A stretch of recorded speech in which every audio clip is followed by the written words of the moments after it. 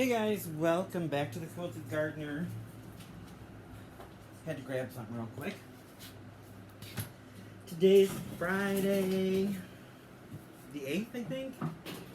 I have my hat on because the sun is like right there. And you can probably tell. Moving some stuff around. Just a little update on my lavender experiment. Oh, man. My hat turned into a mushroom. Guess that's what happens when humidity hits it and it's stored away. The bags I'm not gonna grab. Not complaining that there's sun, but it's blinding me. Because they haven't done anything yet as far as germination. But the coffee cup was done on technically the 29th. I said the 28th, but the 29th. So 29, 30, 31, 10 days. And I have germination. You won't be able to see it because of the sun, and this got knocked off the shelf, unfortunately. So I have some way down here germinating, but there's like maybe 15 up top and then several down, a couple inches, which they'll be fine. They'll just have a little more work coming to the top. So this is going to be my germination process of choice, because I mean it does keep, you can't see it because of the sun, I'm sure. It does keep the humidity in, keeps the moisture in. Have not added any water to this whatsoever. But on the top there's a straw hole which lets some of the moisture escape, so it's not building up. And I swear I see 3 more that's popped up since I looked at this about a half an hour ago. So this is what I'm going to be doing them in. I didn't do any test the other way I planned to do it. I just noticed my seeds got knocked over. So I have lavender seeds everywhere, which are going to be going into their little germination terrariums here pretty soon. Thankfully it's just lavender seeds. That's why you keep a old horsehair paintbrush around, just in case you have this kind of accident. No telling what happened out here. Between the heater going out the other day, just the heating element went out on it. The fan still worked. So I'm back to my tried and true patio heater, the one I used last year. And with the sun going down, the temp is dropping in here, and those heaters are off. I have the fan on to circulate air and help with pollination. So it's still 79 degrees in here. At one point it was 100. And I did not open the door just for the fact that I have a lot of plants in pots sitting on the floor, which is that side over there is not pavered. Where I'm setting is pavered, so there is a difference in temperature as far as the floor goes. So I let it stay warmer in here. I mean, my lettuce is wilted really bad, which I think I'm going to have to toss it anyways because of the whitefly issue I've got going on in here. So these did come in today. I don't know where the camera is. And I got them on Amazon. They were like 12 bucks. They're a powerful effect yellow glue traps. Can trap a variety of crop pests: aphids, fungus gnats, leaf miner, and white flies.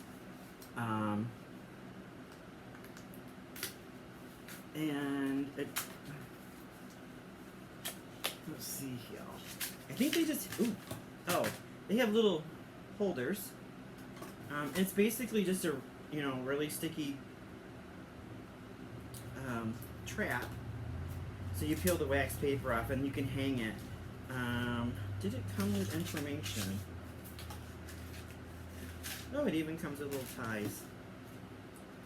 But I don't see an information insert. So, and it doesn't say anything on the actual box. So I'm assuming you can use them like made in China. Oops. But whatever. Shit happens. I'm assuming you can use them outside in your garden, besides being inside in the greenhouse. So they definitely have to be hung in here because I've tried just about everything that I can to get rid of these stupid things. And like I said, I think in the other video, I bought some of that frog dirt, and it apparently was full of aphid eggs, and it attacked my lettuce. So I tried saving the lettuce. I potted it back up. I have a cobweb hanging off my hat. Potted it back up into the containers I got for it, which are these.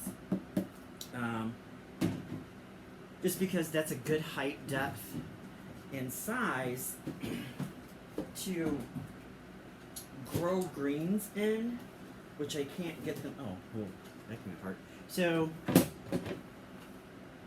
I don't know. I have a tape measure somewhere. I don't see it. But the depth is the big thing for me because these can actually be moved right out onto like your deck or your patio, whatever. As a container garden, just remember, put a couple of holes in there with a drill bit. Don't try poking it because they are kind of a harder plastic. I did get these on Amazon. Sets of 4. I think we're $9.99, and I bought 2, 4, 6, 8, 10. I bought 12 of them. So, and I know it was like $30, so it's even less than that. Don't ask me to do the math. And then there's this Myathlon. Don't use it. It stinks. It was a last resort of something, just to see if it was going to work. Diluted it and used it with neem oil, and it still didn't kill these stupid things. So I bought these sticky traps, hoping, I almost dumped those seeds again, that it'll trap these stupid things. And I'm just going to hang them right there where the issue is, which is over there where the rain barrel is, my water, which is being drained out right now because it got full of dirt. And so it's got to be drained out. I'm going to hang this up real quick. And I have a bunch of dirt and stuff here, so it's hard for me to move around.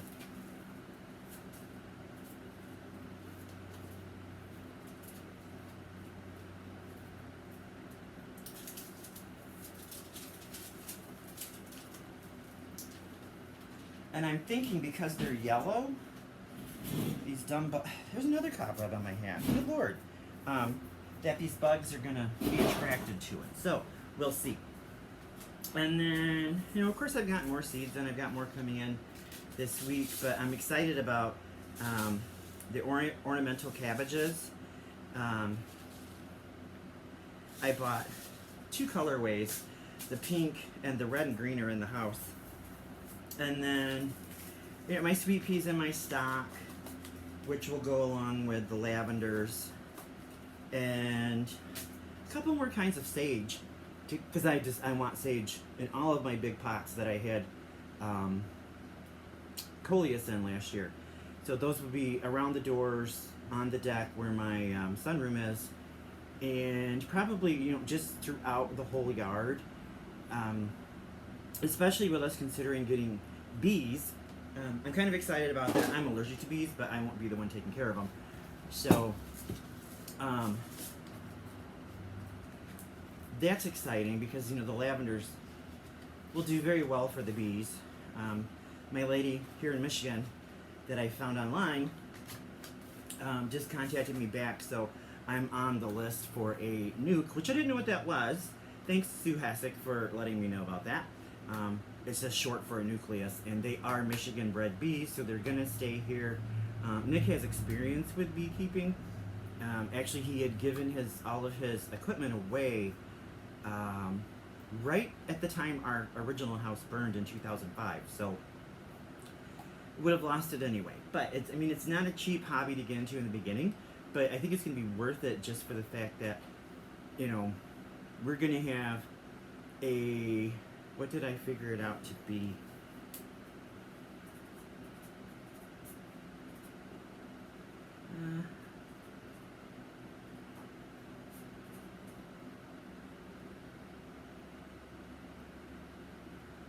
Really? Um, Adding another almost 600 square foot garden plot back here, along with the one that we already have up front, which is about 300 square feet ish. But there's some, shade plants and stuff underneath the tree, my smoke tree, that are going to get taken out, and it's probably where we'll place our bees. Not really sure. We got to talk to the neighbor, just to be on the cool side with them. Otherwise, they'll have to go over here by the chickens. Excuse me. So, dang it, that went down wrong. So that's exciting. Dang, frog in my throat. Right now, the coffee got transplanted up. It's looking a little, just for the fact that it went into shock. So I had bought, there it is. I'm trying out this. You mix it with water, and you don't have to worry about it, becoming an explosive in your greenhouse or wherever, being liquid. And I do have worm tea concentrate juice up there somewhere, but I use that later in the season because that's just a really good boost before they go out, transplanted out to the outside. So, and then I did purchase, that's got to be washed. Remember, if you're reusing pots like this or these, wash them in a mild solution of soap, warm soapy water, with just a little bit of bleach in there, and then rinse them really good. Don't stack them back together. Put them, down on a rack so that they can be dried before you stack them together. This is the other thing I purchased for my shelving. These are amazing. I got these on Amazon too. Not made in China. I did check that. Which is a shelf bracket, and they're spring loaded, which I don't know how I did that to that.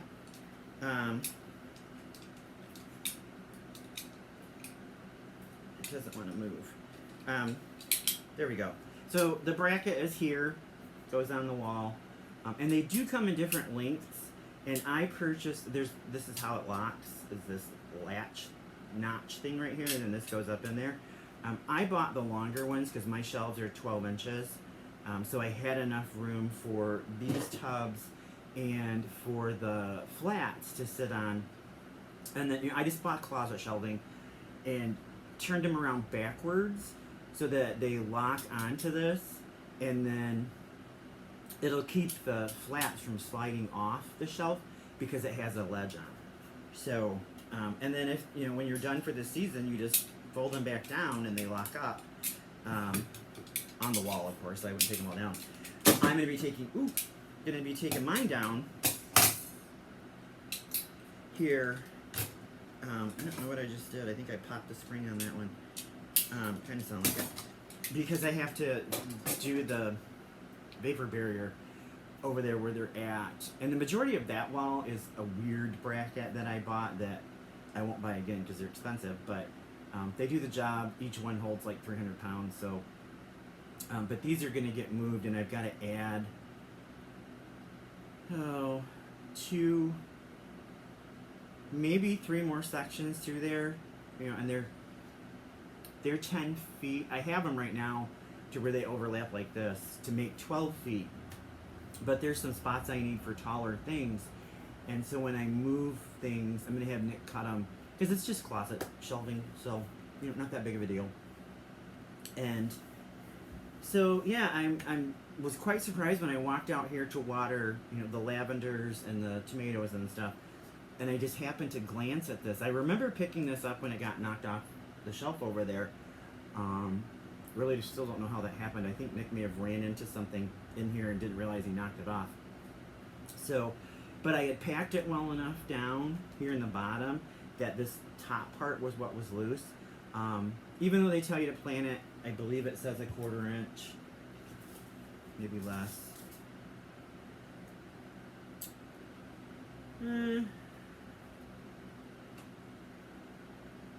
Actually it does not say. But usually with a seed this small, it's about, in from between 1/8 and 1/4 inch. whatever 0.2 centimeters is. No clue. But like these are the organics that I put in the refrigerator, and that's what's in here. And on here it says after they've been, soaked. That was the other thing I did with these that I didn't do with the burpees, is I soaked these overnight. It says it'll take, I just saw it, 14 to 21 days, so I'm a little ahead on that. With this batch, and once these are tall enough, they're going to get separated out and put into their own little cell. So I need to get on top of getting the rest of these started, which I was planning on doing today, but it was just a weird day. So that'll be tomorrow. And I'm not going to do all 5,000 seeds, because I have probably, I don't know, 500 or 600 in here right now. And then what I have over there, I'm sure those are going to germinate, they'll be fine, but I won't be doing the paper towel technique with anything anymore. I'm going to use these. This is what I'm going to start my asparagus in, my onions, tomatoes, because you only have to put about that much dirt in here for a tomato. And then once it gets started and it gets its true leaves, as it's growing, you just keep adding more dirt to it. So then you end up with a plant plug, root base ball the size of this cup. Now these, I did poke holes in them, very small holes. What did I use? My little Fisker things, these. But I have an awl in the garage that I need to figure out where I put it to poke holes in them. So anything that's tall and can grow a better root base are going to go in these, or anything that goes deep like an onion. And I have, I think, about 100 or so of them, maybe. But it's like my seed Bible is not out here yet. Seed Bibles, there's 3 of them. I think I counted, I had over 200 seed varieties, and I had more coming in this weekend. But I bought hyssop and a bunch of other things that I'll bring my book out on the next one I do, because my battery is pretty low today, so I didn't want to do a lot of information, but I keep sticking my elbows in this dirt and it kind of hurts. But it's a book that I bought for seed starting. It has a lot of good information in it, as far as what the plant is good for, what are poisonous, what you can plant it with, next to, that kind of thing. So the seeds that are coming in now are the ones that are going to keep, mosquitoes, like house flies, not dragonflies, what are they called? Horse flies, white flies, cabbage pillars, cabbage moths, the squash beetle, and several other insects that are not beneficial. It will keep them, away without having to use an insecticide. Because I always want that to be my last option, but with these stupid aphids and white flies in here, I had to use something, and it didn't work.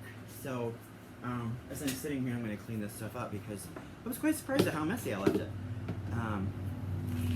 And I got my Epsom salt, specifically the, this is like flaked. It's a medium grain, which we'll cover why you use Epsom salt if you're not sure why, in another video. So I got that, and I'm just, I'm ordering stuff to come in, so that I have it on hand when I do need it.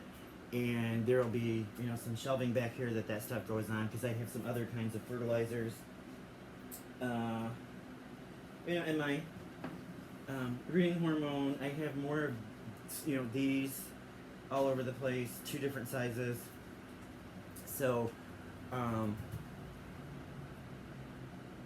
it just got 33 pounds of coir in, which is compressed cocoa, because I'm probably going to need that much. I have a 40-gallon tote in the garage right now started. It's already fluffed and ready to go. It needs to be brought in and put in the corner so the sun's hitting that black tub to keep it heated up, and then I'll just add water to it as I'm going. But I bought 3 more bales of that, and then almost 100 quarts of actual potting soil, like Miracle Grow. I was really hoping for the Performance potting soil, but of course you can't get it right now because it comes in a compressed bale. It's about I don't know, about that long, about that high. It's about $10, and it comes up to about 64 quarts when it's, you know, reconstituted, I guess you say. But it doesn't have to be water. You just open it and it expands, kind of like a peat moss bale does, but you don't have to add the water to it. And the reason I bought this, like I said, was one, I don't want to keep liquid fertilizer in here, and the actual granular fertilizer is a little strong when the sun hits it. So that will be going into the garage. I use a Spoma, and I don't have a small bag. And then I did get some Burpee Organics, and I've had this, but these things are life-saving if you're going to go on vacation or out of town or whatever, you get sick. The water holding crystals, you mix it in with your dirt, and it gives you, you know, the measurements on the back, how much you have to use per planter. But it absorbs the water, and then as the water dissipates throughout your plant, it releases it. And then once you water the plant again, these blow back up. So I used this last year in my coleus pots, which a lot of you saw how big those were. And it cut the watering time down at least by half. So anything that's going to be in pots is going to get that. I'm not going to use it in my starters just for the fact that it could cause overwatering issues. But yeah, once my other seeds come in, I'm going to do a video, as I'm going, because I have my calendar started as to when I'm starting things, and I thought I was kind of behind, but I'm really not. I mean, I could have started onions already, but then I would have ended up with, I guess it wouldn't have been a bad thing. I would ended up with green onions that I could have just chopped up. But I'm starting the large purple onion, the Spanish onion, and a white sweet onion. That will have to grow the whole season before they're harvested in the fall. Our garlic's been in the ground since mid-October, so it'll be harvested. It's just odd to me that it takes almost a year for garlic to grow, but you'll know when it's ready to harvest because the top of it dries off. So if I'm talking a little fast today, it's like I said, my battery is not fully charged. I didn't realize that when I came out here. So I'm going to hang a couple more of these fly trap thingies up, because I'm still seeing some of these gnats, and this, it'll also get rid of them stupid gnats that you have in your house, like we call them fruit flies, but they're actually called fungus gnats. And they are on everything, and that's why when you bring your vegetables and fruits and stuff from the store, or have them delivered, however you do it, give them a good vinegar wash, because it'll wash those little aphid thingies off there, so they don't have time to hatch. I'm going to put a couple more of these up. I've already watered, and the sun is going down so I can actually see it again. So I may pot up some more lavender and get that started before I go in for the night. Just so I can get these things germinating. I'm praying that those over there germinate, because I really don't want to lose those seeds, but if I do, I do. I mean, I have 5,000. But I was really hoping that little experiment would come out better than what it did. So I won't be doing the paper towel start. I'll do it like I normally do with my starter trays and my starter soils, my humidity domes, which I have to figure out where I put. And like I said, I'll be using these cups quite a bit, just for the fact that they're individual greenhouses. So if you don't have a lot of room, if you don't have a greenhouse like me, I'm very lucky in that way. But these fit perfectly on a windowsill too. So like I said, put this much dirt in and start your tomatoes or your peppers in it, and then as the plant grows, you add more dirt to it, which makes it, any tomato plant, all those little hairs are roots. So it's going to put more roots out. So then as it goes up, you just keep adding more dirt to it and making sure you keep it watered. And then this is your planter, and it'll, if you're going to plant them on your patio, you'll have plenty of, it's your planter, your greenhouse, your humidifier, the whole 9 yards. And like I said, I think I paid for 100 with the lids less than $20. Judy Duvall and I were talking about, the little seed starter things you can get online or whatever, and they've gotten ridiculously expensive. The one that's self-watering It's like 25 bucks for one of them, and I think it only has 16 cells in it. Unfortunately, I was given a lot of them, and I already had a lot from last year. So, but like I said, even this size cup, you know, this will work. And you just take, you know, 2 of them,